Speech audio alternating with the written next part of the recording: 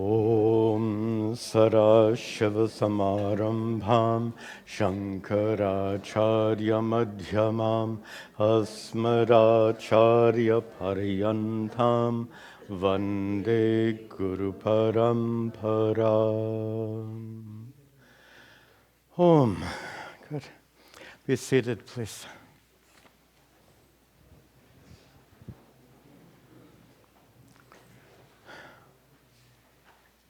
Should I?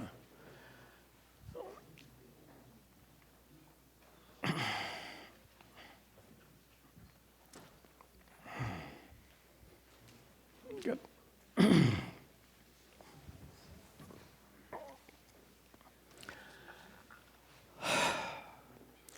Om Sahana Vavatu Sahanau Bhunaktu Sahavidyan Karavavahai Tejasvinavadhitamastu ma vidvishavahai. Om Shanti Shanti Shanti. Om. Good. Very nice. Welcome back. Welcome also to the many students who are regularly attending these classes online. We continue our study of Uddhava Gita, and we are in a section where several verses back, Uddhava asked Sri Krishna about satsanga and practice of devotion, bhakti. In response to his question about satsanga, Sri Krishna responded very elaborately, giving us no fewer than 30 qualities of the sadhu, the good person, with whom we should associate, since satsanga means association with sadhu, with good people. And I'll make just a small joke here. Sri Krishna must have been in a good mood, because he could have responded very briefly. He chose to respond very elaborately. And the reason I'm bringing that up is for the second part of Uddhava's question about the practice of bhakti, Sri Krishna also answers very elaborately. In fact, I think we're seeing here one of the most elaborate descriptions of the practice of bhakti you're likely to see anywhere. In our prior class, I'm not getting the right place here. Good. In our prior class, we saw the very beginning of Sri Krishna's description of ways in which bhakti can be practiced. In the second line, he says, darshana, you can go to the temple to see Bhagavan's presence. Sparshana, in some temples, you're allowed to touch the deity on the altar, and not so much in South India, but more in North. Archana, worship. Paricharya, service. Seva, stutihi, praise. Guna karma anukirtanam, singing the praise of the Lord. And here, he's just getting warmed up, so to speak. So we'll pick up the thread. We saw just the first line of this next verse, but we'll start here. And as always, as I'm chanting, read the translation and then repeat after me. Matkatha shravane shraddha, matkatha shravane shraddha, maranudhyana uddhava, maranudhyana uddhava, sarvalabhopaharanam, sarvalabhopaharanam, dasyenatmanivedanam, dasyenatmavid. So the next of the manners in which you can practice bhakti, he gave in the first line, shraddha, having faith, mat katha shravane, in listening to the stories about me. And we sort of got stuck on that line. In other words, it's just one little practice, but we spent quite a bit of time talking about it, about is it necessary to accept the historicity of all these stories in order to be benefited or blessed by them. And we established that our goal is not, a nice observation I made, our goal is not to become historians. Our goal is to feel devotion. And you don't need a historically true story to have feelings of devotion stirred in your mind. If you're reading a historical story, if the story is told nicely, it might evoke your emotions. If it's not told nicely, it won't evoke your emotions, even though it's historical. How about a fictional story? Do fictional stories ever evoke your emotions? Very strongly sometimes. Depends on how they're told. So the point I'm making is whether something really happened or not is beside the point. The point is to cultivate bhakti bhava, the feelings of devotion. So we discussed that at length in our last class. Now we continue his very extensive description of ways in which you can practice bhakti. Next is mud. Mud is mat. Mat anudhyanam Uddhava. O Uddhava, mat anudhyana. Meditation on me. Or simply remembering me, reflecting on me. Then, sarva labha upaharanam. Upaharanam means giving. Giving what? Sarva labha, everything you've gained. Giving everything you've attained. And here we need a little explanation. And the best explanation is, this is a really, really old joke, but I think you'll like it. There were 3 priests who were employed by a temple. When the priest is employed by a temple, it means temple takes care of all their needs. They get a salary, they get food, or they get housing, all of that. This is true in India. It's even true for priests living in this country. And these 3 priests are having a discussion about what they do with the, in this country we call them tips. I don't know, that's not quite the same as what you call bakshish in India. They're kind of different. But anyway, so you give some extra money. So these priests are employed by the temple, they get a salary, but they may also get some extra money from the worshipers. And they're discussing what they do with this extra money they receive from the worshipers. And one of the 3 priests says, I take all of that money and I put it all in the hundi. Every paisa, everything goes in that hundi. And the second priest says, well, I'm not as pious as you. I put about half. Half in the hundi, and then I take half of it home. And then the third says, I've got a unique technique. What I do is I take all the money I've received, I throw it up in the air. Whatever God wants, he takes. Whatever comes, whatever comes down, he doesn't need that. So it's an old joke, but it's pretty good. Anyway, and this is the idea of sarva upaharanam, giving everything. By the way, we'll have a more profound discussion about that a little later, either in this class or in the next class. We'll come back to it. A very obvious way of understanding it is karma yoga. When you understand that everything you do is Krishnarpanam, for God's sake. When you have undergone this sea change of thinking, this, what do they call it? They call it paradigm shift. Sounds so impressive.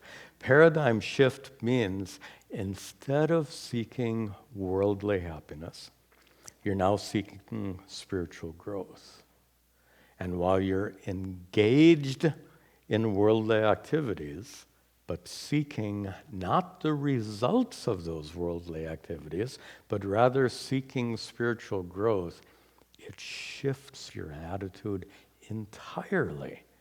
And that's central to the practice of karma yoga, and it culminates in maintaining a prayerful attitude while you're engaged in any and all activities, and this line can be understood in that light. Sarva labha upaharanam. Any labha, any activity, any gain, literally, that you're engaged in, it is all done, it is all a prayer. Next one he gives, dasyena atma nivedanam. Atma here simply means oneself, body and mind. Atma nivedanam, offering oneself, dasyena, for the sake of service, offering oneself as a servant. Now, an interesting point here, servant to whom? Ishvara needs your help? Think about it. Ishvara doesn't need your service. Ishvara doesn't need your prayers. Ishvara doesn't need your worship. Ishvara doesn't need more ghee poured into those sacrificial fires. That's not the point here. So what does he mean then? Atma nivedanam, offering yourself in service. Many of you have figured this out. Offering to Ishvara, but not Ishvara as such. Ishvara present in the hearts of all. Ishvara manifest as all the people in your life. So serving your family comes first. Serving your community will come second. Serving the greater community comes third. This is the kind of service that Sri Krishna means here, not pouring more ghee into a sacrificial fire. Then he continues, mat janma karma katanam, mat janma karma katanam, mama parvanu modanam, mama parvanu modanam, Gita tandava vaditra, Gita tandava vaditra, Goshtibhir madgrahotsavaha, Goshtibhir madgrahotsavaha. Good. Next, mat janma karma katanam. Katanam, telling the stories about my, mat is my again, mat janma, my birth, and mat karma, my deeds, my activities, telling these wonderful stories. Of course, this is a very good context. This Uddhava Gita, you remember, is excerpted from the Bhagavata Purana, which is just full of wonderful, wonderful stories. And again, reflect on our discussion about whether these stories are to be understood as historically true or not. We had that discussion in the last class. And the fact is, these stories are made not to give us history lessons. These stories are given to help generate feelings of devotion in our hearts. Then, mama parva anumodhanam. Anumodhanam, celebrating. Celebrating the parva is a date, an occasion. Mama parva, my dates, my occasion, celebration dates like Janmashtami, etc. So celebrating Janmashtami and other celebration dates. And how to celebrate? He says in the next line, through Gita, singing, through Tandava, dancing. By the way, people are sometimes critical of these Hare Krishna people who don't dancing around. What are they doing? That's what they're doing. It may not work for you, it works for them. And we're going to have a discussion about this in just a moment. Just because you don't feel inclined to go dancing around like that, Sri Krishna considers it to be an important practice of bhakti. It may not be suitable for you, it's absolutely suitable for those followers of Hare Krishna. Also, not just song and dance, but how can you be song and dance unless you have some instruments? Vaditra. So you need some instruments. They're actually, these Hare Krishna people are very clever. They'll have a boom box with microphones or recordings and all of this. Very, they do things nicely. Again, it may not be for you, but it works. It works. And also goshti bihi, gatherings. You can't have much of a celebration with you and your best friend. So you need you need to have a gathering. Also, mad graha utsavaha, celebrations. Interesting word he uses for temple. He says, mat graha, my home. So to have a celebration in the temple means to have a celebration in Sri Krishna's home. You invite people to your home for birthdays, for Deepavali. So at certain times we go to the temple, which is Sri Krishna's home, for the sake of these celebrations. Now, it goes on for another several verses. So let's take a moment to discuss why. Why is he being so elaborate in describing so many different devotional practices? And in my comments about Hare Krishna, you got the sense of it. And that is the funny expression in American English, different strokes for different folks. I know it sounds a little bit, sounds very American, but you get the sense of it.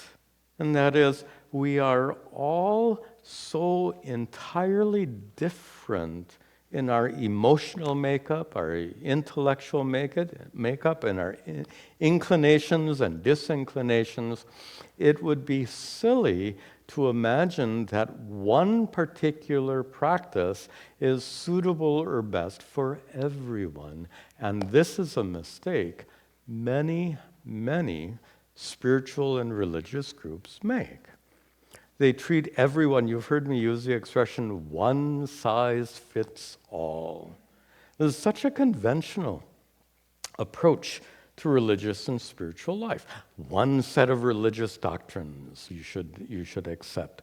One set of practices you should accept. One form of God you should pray to. So this is very conventional, but it's, in my view anyway, very unhelpful because it denies the fact that we all have different spiritual and religious needs. Reflect on that just for a moment. We're not all the same. We have different spiritual and religious needs. And one thing that is wonderful about the Hindu tradition is its principle of adhikari bheda. We've discussed this before. A principle that acknowledges the bheda, the differences among adhikari, here practitioners, the differences among spiritual and religious practitioners. So we have, I think, a unique tradition that fully acknowledges our individual differences and then empowers us with all these different practices. So if singing and dancing isn't your thing, so to speak, there are plenty of other options. But if singing and dancing is your thing, why should you be denied of that? You get the point? Okay, enough said. There's a second reason for Sri Krishna being so elaborate in his description of religious practices. We talked about this briefly in last week's class, and that is, devotional practices aren't meant to be done for those only for the 10 minutes a day when you go to the temple and stand in front of the altar. Remember we had that discussion, I used my guru's joke about the spasmodic devotee, the one who goes into the temple and prays and cries and is filled with bhakti standing in front of the altar. And as soon as he or she walks out the door, all that wonderful bhakti evaporates. In a moment, it evaporates. That's not the point. We want to cultivate. In fact, there's this Hare Krishna tradition. By the way, there's a lot of philosophy that's associated with the tradition. And one of the terminologies they love to use is sthayi bhava, a bhava, a feeling, which is sthayi, opposite of spasmodic, an abiding feeling. It's like if you feel close to your family, when you're traveling, do you not feel close to your family? Many people travel with photographs of their family members. So even when you're not with them, you continue to feel close to them. If you only love your family when you're at home, and as soon as you're anywhere else, that bhava just disappears completely. What is that? Well, that's an example of that spasmodic devotee, to use my guru's language. So the goal in all of these practices of bhakti is sthayi bhava, an abiding feeling. And the way to cultivate that abiding feeling is as many forms of practice as appeal to you. And even throughout the day, throughout the month, throughout the year. Just a funny observation. When I think I first traveled in India, 1986, I was struck by the fact how many holidays there were in India, because of, as most of you know very well, they celebrate all the Christian holidays, they celebrate the Muslim holidays, they celebrate the Hindu holidays, and maybe even Sikh holidays and all of this stuff. Lots of holidays, lots of celebrations. Wonderful. And that's the spirit of Sri Krishna's teachings here. Lots of celebrations means lots of opportunity for developing this sthayi bhava, this abiding feeling. Okay, let us continue. Other forms of practice include yatra balividhanam cha, yatra balividhanam cha, sarva varshika parvasu, sarva varshika parvasu, vaidiki tantriki diksha, vaidiki tantriki diksha, madhya vratadharanam, madhya vratadharanam. Yatra, going on pilgrimages. And connect that with the next line. Sarva varshika parvasu, on all the annual dates of celebration. So there are many holy places in India that have certain celebrations performed each year on a certain date, and it's amazing. Of course, India being a country of 1.3 billion people, to see the hordes of pilgrims, thousands and thousands. I was so impressed by seeing all that decades ago. But more impressive to me was this. When I was in Rishikesh, across the river from my guru's ashram is this Gita Bhavan. And they have a ashram, often the setup is like blocks of residences for the pilgrims with a large, courtyard in between, in the middle. And I was walking through this courtyard with a friend, and they had all these sculptures depicting various scenes from the Bhagavad Gita and Mahabharata. And it struck me at that time that all of these statues were done in a very childish way.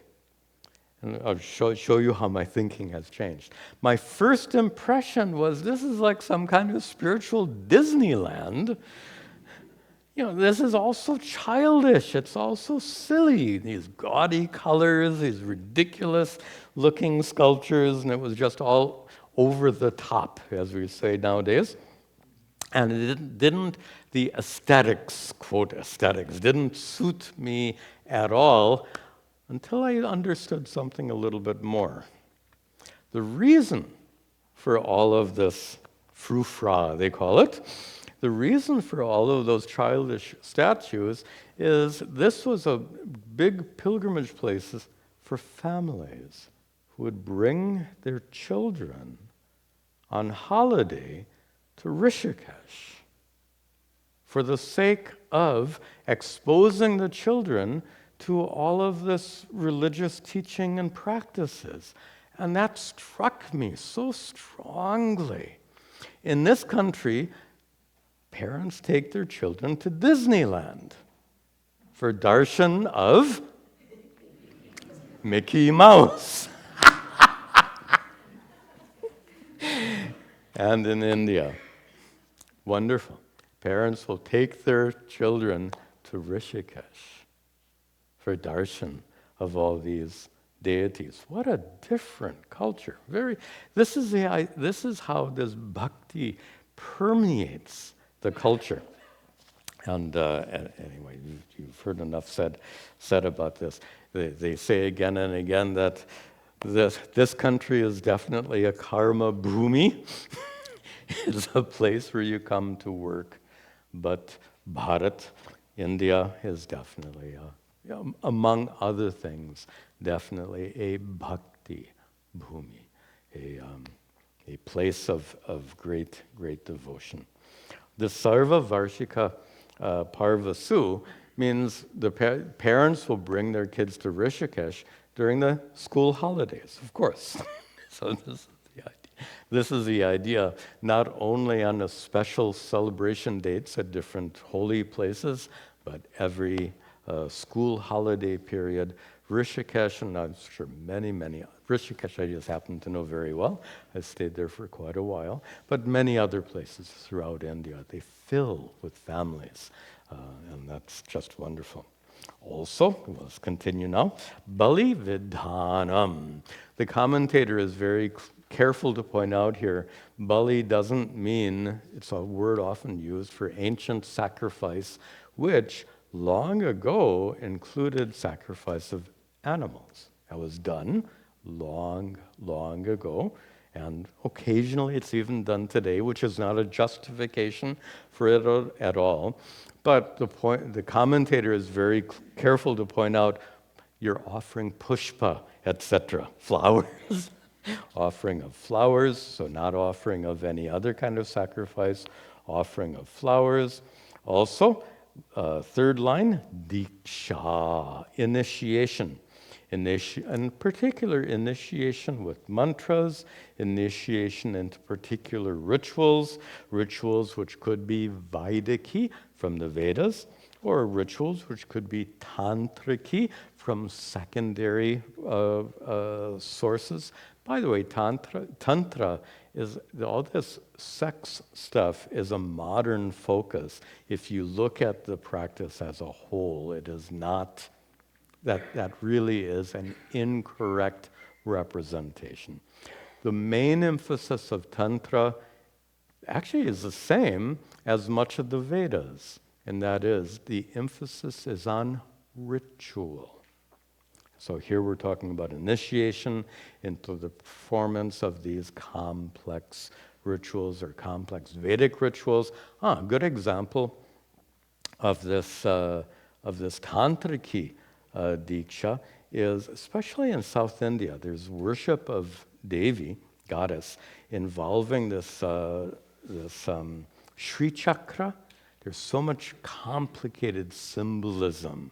There are 9 levels, that Sri Chakra represents. And there are 9 different pujas that are supposed to be done. It's very complicated. You can't figure it out on your own, so you require some kind of diksha. Also, there's a mantra associated with it that's not commonly known, so diksha is required. And the reason I'm focusing on this is that important worship of goddess, using the Sri Chakra, that very complicated geometric form, which represents goddess, that is a good example of a tantriki ritual. That is tantra. What has that got to do with sex? Nothing at all. But that is an excellent example of tantrika practice. Best way to translate tantrika is ritual. And it's an undeniable fact that in some very narrow context, there are some people who made up rituals involving sex. I can't deny that. It's a fact. But that's such a narrow part of what that practice is about. So the vast majority of this tantrika practice is like that Sri Chakra Puja. Worship which is ritualistic but not of Vedic origin. That's a best definition for Tantra. Tantra is ritual worship that is not based on the Vedas. Okay, enough said. Then, Madhya Vrata Dharanam. Dharanam, taking, following, Vrata, certain vows, which are Madhya, for my sake. I know that several of you continue to follow this practice of fasting on Ekadashi, on the 11th day of each solar cycle. What a wonderful practice that is. That's a good example of a vrata. And the purpose, we should understand, the purpose of the vrata, as I've joked with you before, Hinduism is not a diet plan, so this fasting has nothing to do with diet. It has everything to do with bhakti. How? Every time in the day you're hungry, you reflect on why you're hungry. And you're hungry because it's Ekadashi, it's a day that you've chosen not to eat for the sake of worship. So one of many, many different practices. And we get more. Mamarcha stapane shraddha, madarcha stapane shraddha, swata samhatya chodyamaha, swata samhatya chodyamaha, udyanopavana krida, udyanopavana krida, Pura mandira karmani, pura mandira karmani. Shraddha, having faith in what? Mama archa stapane.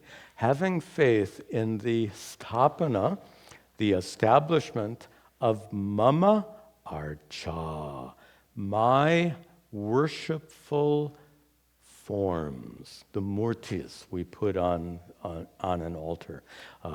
Traditionally, murti is perhaps the most common form, vigraha, but vigraha also means form. We often add the word archa vigraha. That's the Sanskrit usage. It is a vigraha, which is archa. It is a form that is meant for ritual worship. Is an archa vigraha. And having shraddha means recognizing. Shraddha means that's not a statue of Sri Krishna on the altar, as many people would think and believe. I mean, undeniably, it was carved out of marble by a Shilpi. I actually met the Shilpi who carves these. He was in Jaipur. I went to his shop and ordered these murtis. So very skillful. And of course, it's not just one guy. He's got a whole team of people working with him. So definitely it is carved out of stone, carved out of marble, but it's impossible for me to consider it a statue for several reasons. One is symbolism. Another is the fact that it has stood on an altar and been the focal point of prayers and worship for about 18 years now. And it is, interesting observation, it is we, with our prayers, that endow forms on an altar, we endow them with sanctity. And I need to explain this. Many times you have walked into a sacred place, and not just Hindu sacred places. It could have been a Christian place, could have been an Islamic place. Many times you've walked into a place and you get that gut feeling. This is a special place. This is a very sacred place. You have that inexpressible feeling that somehow God is palpably present here. You all know that feeling. I don't think anyone hasn't felt it someplace in some situation. That feeling of God's presence, where does that come from? And it's interesting to reflect on that. Where does that feeling come from? And I'll explain it with a counterexample. Again, decades ago when I was traveling in India, I went as somebody took me to the... I'm laughing. They took me to the brand new Birla Mandir in New Delhi. And I'm laughing because a Birla Mandir is where you worship whom? It was built by that family. But to call it Birla Mandir is a problem, at least for me. It's a big problem. So the main deity, if I remember right, is Lakshmi Narayan in that particular. But why call it Lakshmi Narayan Mandir? Don't call it Birla. Anyway, sorry. You can see it's an issue for me. So anyway, they brought me inside, and it was just stunning. I mean, huge. Of course, this is decades ago. It was fairly new then. Some of you perhaps have been there. It's really stunning. The size, they got the big central hall. They've got this I don't know even what you call it, like a walkway around the perimeter, a raised walkway all the way around. So you do your production not only at ground level, you can do your production up there and see everything. Anyway, more marble I think than I ever saw in my life. I walked in there and reflected on this fact. I had spent some time with my guru prior to that in South India, where he took us to I was with a group of other students. He took us to several temples. And some of them were in Tamil Nadu, and some of them were just very, very simple places. I would go into these temples and feel, wow, you just feel that so intensely. Because this is a temple where people have been going to worship not for hundreds of years, many, many hundreds of years. How many pious people have gone into that temple over those many hundreds of years to pray and worship? And to me, you don't have to agree with me. This is like one of my theories. My theory is it is the prayers of all those pious worshipers over hundreds and hundreds of years that endowed these little temples with so much Shakti, that power, that feeling of God's presence there. The counterexample was our Birla Mandir in Delhi, which was brand new. This is long ago, and I walked in there, and it felt like, a really fancy hotel in which Sri Krishna, Lakshmi and Narayan were guests. in that really fancy hotel. My point is, even though that Birla Mandir, the Lakshmi Narayan Mandir, was so much more elaborate than those temples in South India I had visited, I didn't feel that sense of the sacred as powerfully as I did in the other time. And my belief, which is completely unprovable, is that it was a brand new place. And it takes time for a place to acquire that kind of sanctity, which comes through the prayers and devotion of so many worshipers.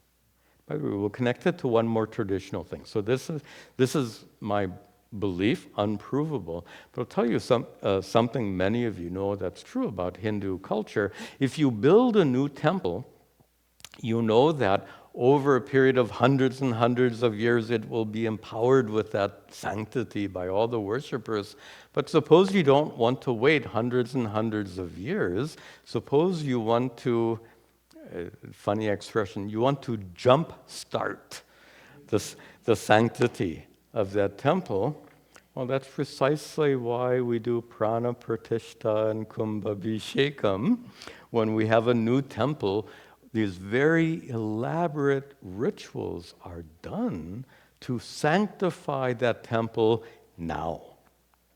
So to endow the deities on the altar and the temple as a whole, to endow it with some kind of power now, without waiting. Of course, that had been done at the Lakshmi Narayan Mandir. I didn't feel much there, but it helps. So we begin with that prana pratishtha, kumbhabhishekam, the rituals of inaugurating temple that initially endows that temple with its sanctity. It makes it appropriate as a place for prayer and worship. And then, at least according to me, over the decades and centuries, as pious people come and offer their prayers and worship, that place grows in its sanctity. Okay, enough said. I'm sorry? Okay? Okay. Then, continuing. In the second line, at the very end, there's no word. Actually, there is a word, chodyam, but that's not the word here. The words are cha udyamaha. So if you see chodyam there, you're going to be in trouble with the wrong meaning. Udyama, some of you know, is effort. Cha will connect to the prior part. Udyama, effort. What kind of effort? Last word of the verse, karmani. Effort in actions. What kind of actions? Actions in building things such as, third line, building udyana, parks. Building upavana. Building, they're like small forests, places of resort, retreat places would be a nice way to put it. In fact, my translation here is helpful. Udyana, garden, usually flowers. And in an upavana, you have more trees than flowers, so we'll call that a park. And then akrida. Akrida means a playground where you go to play. Also, pura mandira, local temples. So every community will have a temple. And in that community, if the community has Vaishnavas and Shaivas and others, then there will be several temples in that community. So all of those need to be built by whom? Back up to the second line, swataha, by you. Why wait? Build it yourself. And or, if you can't do it, samhatya, samhatya in a group. Of course, in ancient times in India, most temples were built by the wealthy kings in ancient times. And nowadays they're built by the birlas to keep our joke going here. Are they the ones that really ugly tall building in Mumbai? Is that theirs? No. That's Ambani, okay. Anyway, let's not get sidetracked here. Okay. Where are we here? So in ancient times, temples would be built by the kings for the benefit of the people. In modern times, fortunately, we don't have kings, but we do have wealthy families, wonderful. But then, and interesting to look at the history of the building of temples in this country. Because 30, 40 years ago, you could count the temples in this country on one hand. 40 years ago. And how many hands would you need? Today there are thousands of Hindu temples and other religious institutions in this country. Who built them? Swataha, a few people who were very wealthy, but generally samhatyaha. A group of people would come together, form a committee, start raising money, hire architects, builders, acquire the property. It's a long, complicated process. But they would do that. And what wonderful expression of bhakti to be engaged in these activities of building up temples, places of worship. There are some problems with this. We'll see, I think we'll get there. We'll see the problems in just a few minutes, and the problems I'll just hint at right now. The sneak preview is those of you who have served on those temple committees or who know about them. Problems.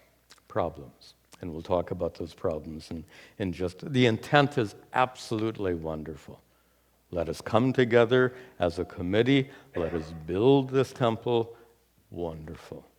Sadly, human personalities become problematic, and it's actually discussed here, so we'll hold off on that for just a few more minutes and continue. Sammarjanopalepabhyam, sammarjanopalepabhyam, sekamandalavartanaihi, sekamandalavartanaihi, grahashushrushyanam mahyam, grahashushrushyanam mahyam, dasavadyadyamayaya, dasavadyaramayaya. Actually, there was even a problem in ancient times. The king builds a temple, and people are very enthusiastically attending that temple for decades, and then for whatever reason, that particular temple falls out of favor for whatever reason. This happens a lot.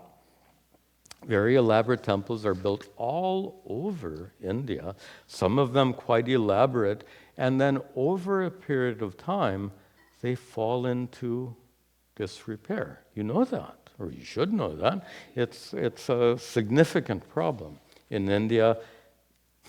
It will be a problem in this country after the current generations are no more. So the second and third and fourth Hindu generations in this country, will they take care of those temples? I firmly believe they will, but you see the possibility of problems there. In India, of course, it's really quite a big problem that temples aren't always properly maintained.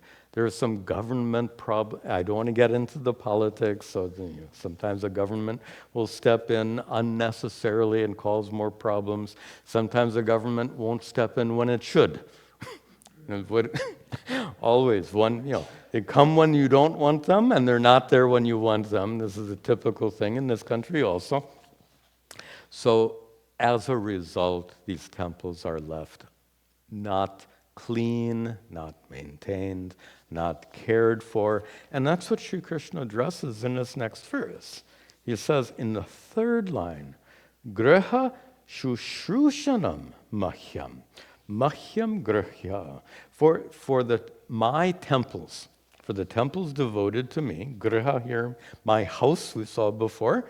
So these temples, which are devoted to me, Sri Krishna says, for them, shushrushanam, taking care of them, maintaining them, caring for them. How?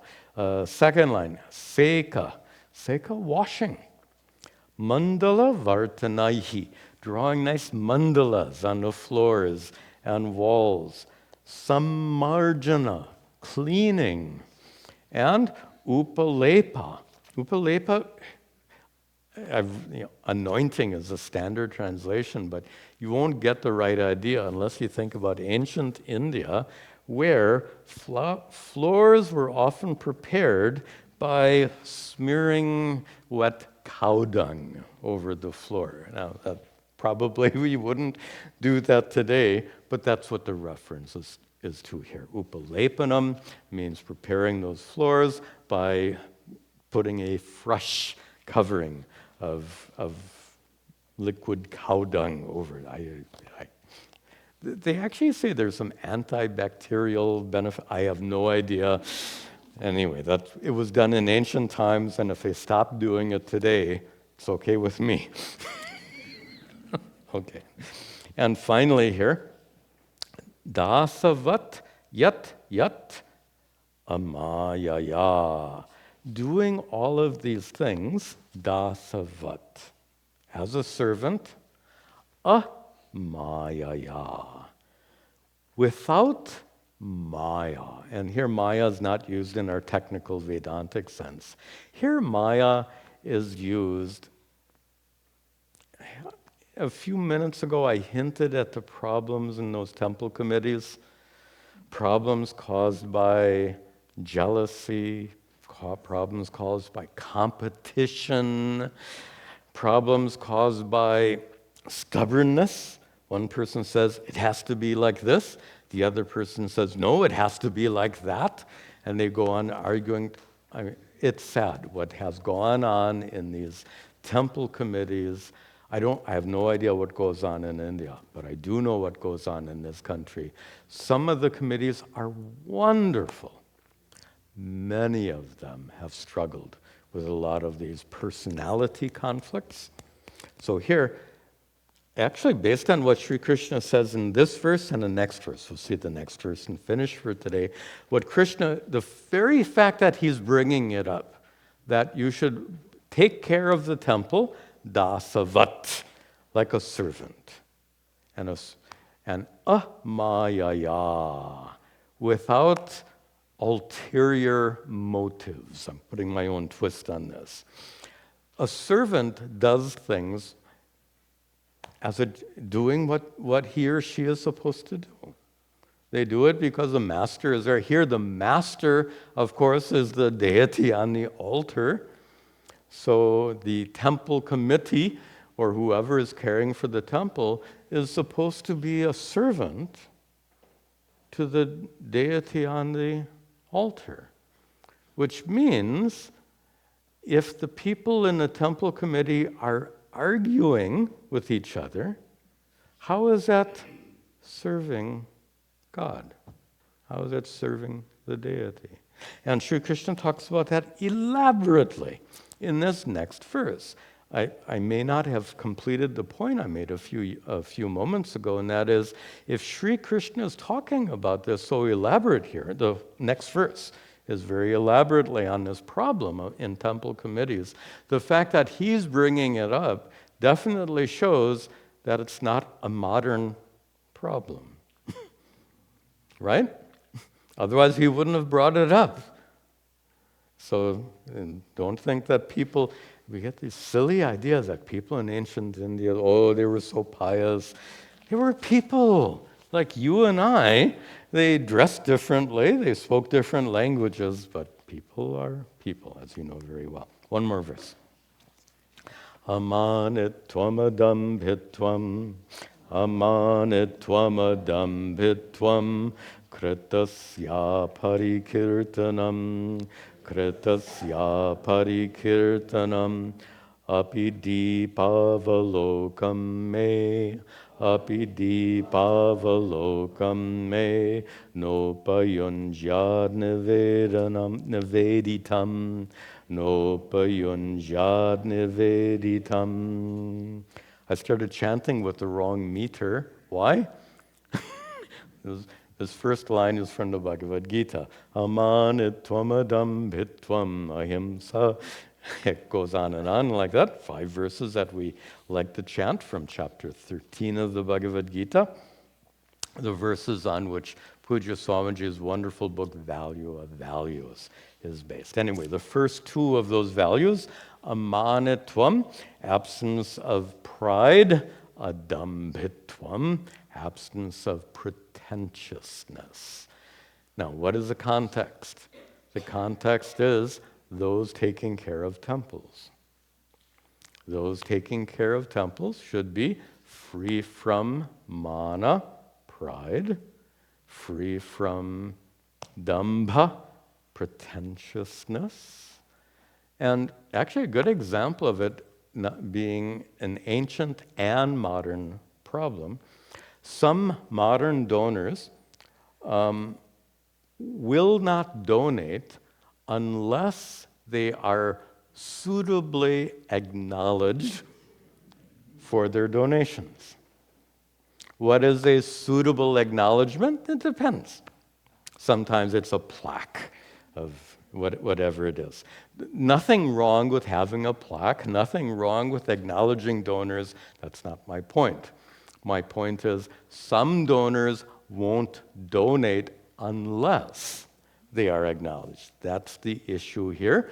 So it's very amusing to go to temples pretty much anywhere in India and find on temples that are hundreds and hundreds of years old, you will find someplace written in a temple the names of donors.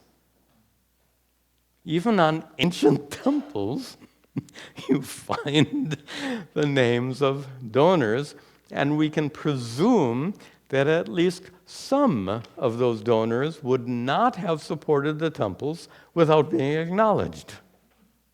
So, a problem in ancient times, a problem in modern times. Sri Krishna says, amanitvam. If you're going to build a temple and take care of it, do it with a pure heart. A heart free from mana, pride, a heart free from dambha, pretension. Also, kritasya aparikirtanam. Parikirtana is calling out, praising. Aparikirtana. Without praising, krita is what you've accomplished. So Sri Krishna specifically says to care for that temple without calling attention to all that you have done, without demanding acknowledgement for whatever it is that you've done.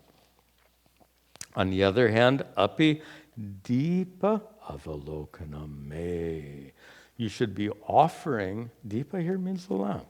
You should be offering, Sri Krishna says, unto me, whatever you're doing at that temple should be an offering to me, but last line, not upayunjat. It should not be for the sake, niveditam.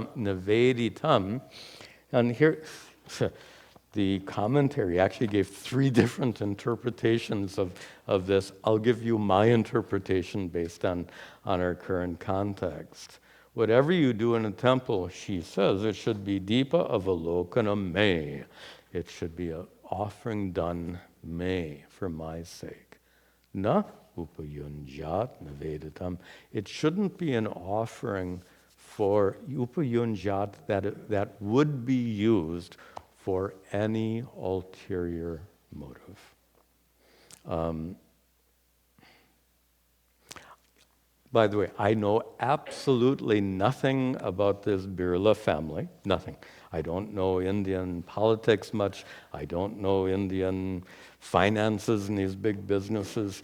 But if I were to ask, why did they build that temple? Did they build that temple because they were so devoted to Lakshmi Narayan? Or were there maybe some other reasons? I don't know, but I presume there might have been some other reasons. I think anyone who is so devoted to Lakshmi Narayan is not likely to build up such, such a big fortune. They did build up this big fortune that suggests ulterior motives. And I don't know.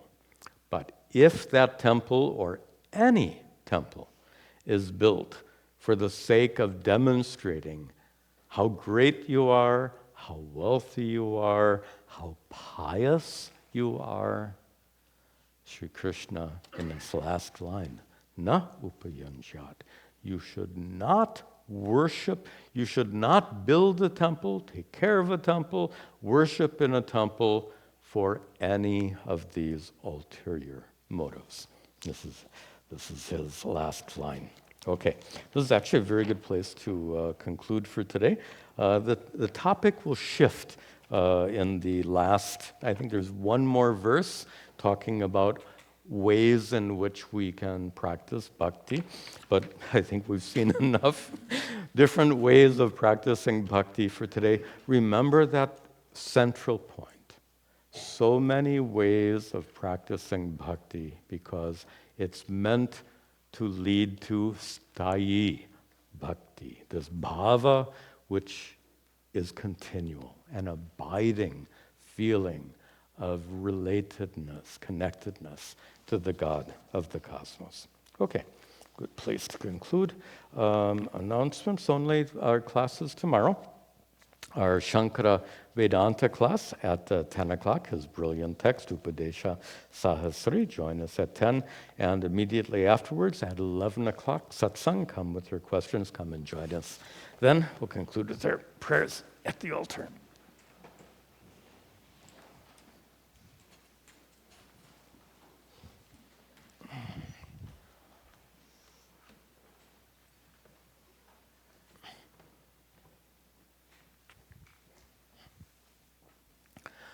Om Gananahan Tva Ganapatigam Avamahe Kaving Gavinam Upamashravastamam Jeshtarajam Brahmanam Brahmanaspataha Nashranvan Uttavasvira Sadhanam Om Mahaganapataye Namaha Ishvaro Gururhatmeti Murti Bheda Vibhagine Vyomavad Vyapta Dehaya Dakshina Murtaye Namaha Vasudeva Sutam Devam Kamsa Chanuramardanam Devaki Paramhanandam Krishnam Vande Jagadgurum Om Sarve Bhavantu Sukhinaha Sarve Santu Niramayaha Sarve Bhadrani Pashyantu Ma Kaschad Dukkha Bhag Bhavet Asato Ma Satgamaya Tamaso ma jyotirgamaya mrityor ma amritangamaya Om Shanti Shanti Shanti Om Tat Sat.